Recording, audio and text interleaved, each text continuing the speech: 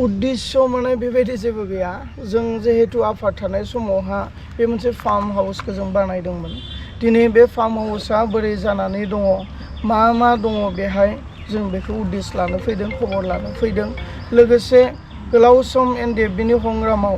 लोगो मोनबोनाय एबा समाननि खामानि मावबोनाय जोंनि दावहारु लोगोफोरखौ जों लोगो मोनलायदों आरो मोखां नायलायलायै जों बोथिसे ओंखाम जानायनि बेयाव जों हाबाफारि लादों बेबायदियैनो जों दिनै बेवहाय बलामगुरि गोरोबथा फार्माव आगान सुरबोदों 20 साननि थाखाय बिथाङा सारा फैदों बेनि उनावहाय थांफिनगोन थांफिननायनि उनाव जे बिथांनि गनायनि खामानि बियो माबायदि सोलिगोन निश्चय दिनै रायजो राजाफ्रा गोबाङानो मोनथिनो लुगैदोंबो जानो हागौ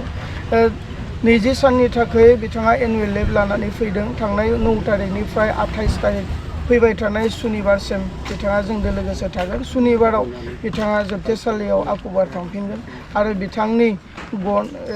गनायनि एबा बिथांनि केसआ दिनै सुप्रिम कर्टआव जोङो फाइट खालामगासिनो दङ थांनाय डिसेम्बरनि 18 तारिखआव जि मोनसे जोङो बेल हियारिं डेट मोनदोंमोन बे डेटआवहाय जे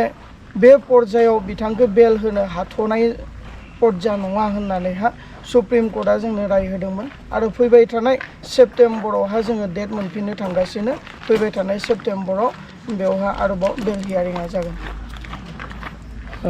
दिनैसिमाव बेसेबांसो आवगायखो बे सारनि केसआ उदां अख्राङाव फैनो थाखाय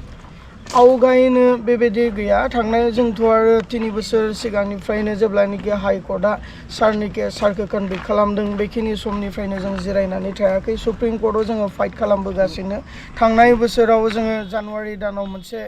जोङो बेल हियारिं मोनदोंमोन खनसेयावनो 8 मास पस्टपन जानानै नभेम्बरनि 29 तारिखआव थांदोंमोन आरो जेब्लानोखि नभेम्बरनि 29 तारिखआव बेल हियारिंआ जादों आरो पस्टपन खालामनानै डिसेम्बरनि 18 तारिखआव थांदोंमोन आरो डिसेम्बरनि 18 तारिखआव दिनैनि नैबे पर्यायाव बेल होनायनि मोनसे सम्भावना गैया होननानै बेक खालामनानै फैबाय थानाय सेप्तेम्बर बे बोहैथि बोसोरनिनो सेप्तेम्बर दानावहाय मोनसे डेटखौ जोंनो लागै होनानै दोनखादों बे डेट बायदियै जोङो फैबाय थानाय सेप्तेम्बर दानाव बेल हियारिंखौ जोङो डेटखौ मोनगोन आखा मिजिं लाखिदों रायजोफोरा जेरैहाय नाब्ला सारखौ उदां अख्राङाव फैजानो लुबैदों गोबां रायजो राजाफ्रा दिनै आर'ज गाबगासिनो दङ थानसालियाव गिर्जायाव मस्जिदाव मन्दिराव बयबो बिथांनि उदां अख्राङाव फैनायखौ आर'ज गाबगासिनो दङ आरो रायजो राजाफ्रा गोसो सिंदों बिथांखौ उदां अख्राङाव फैनायखौ लुबैदों रायजो राजानि हास्थायनाय रायजो राजानि बिनाय रायजो राजानि आर'ज निस्सय इसोरा खोनासंगोन भगबान आल्लाया खोनासंगोन फैबाय थानाय समाव उदां अख्राङाव सेप्तेम्बर दानावहा जे बेल हियारिं दङ बेयाव जों मोजां फिथाइखौ मोनगोन आरो उदां अख्राङाव फैनो हागोन बेखौ जोङो मिजिंथिनानै नेनानै दं